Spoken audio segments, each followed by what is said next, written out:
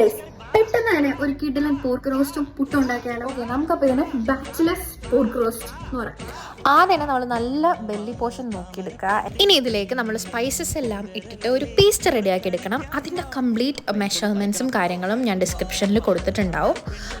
എന്നിട്ട് ഈ പേസ്റ്റാണ് നമ്മളുടെ ഫുൾ കറിയുടെ ബേസ് വരുന്നത്. എണ്ണ ചൂടാകുമ്പോൾ അതിലേക്ക് നമ്മൾ വേപ്പില ഇടുന്നു, മുളകിടുന്നു, എന്നിട്ട് ഈ മിക്സും കുറച്ച് ആഡ് ചെയ്യുന്നു. ഈ മിക്സ് നല്ലപോലെ മുരിഞ്ഞ് വരണം. എന്നിട്ട് അതിലേക്ക് നമ്മൾ കുരുമുളക് പൊടി, സാധാ മുളക് പൊടി, കാശ്മീരി അല്ല സാധാ മുളക് പൊടി, ഉപ്പ്, പിന്നെ നമ്മൾ കട്ട് ചെയ്ത് വെച്ചേക്കുന്ന സവാളയും തക്കാളിയും നന്നായിട്ട് മിക്സ് ചെയ്യുക. എന്നിട്ട് ഇതിലേക്ക് നമ്മൾ കൽക്കണ്ടം പോലെ അരിഞ്ഞ് വെച്ചേക്കുന്ന പോർക്കും ഇട്ട് കൊടുക്കുക.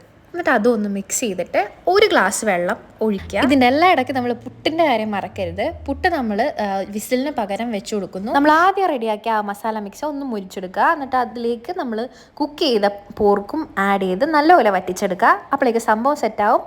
ട്രൈ ചെയ്ത് നോക്കുക. നമ്മുടെ പുട്ടും പോർക്കും റെഡി.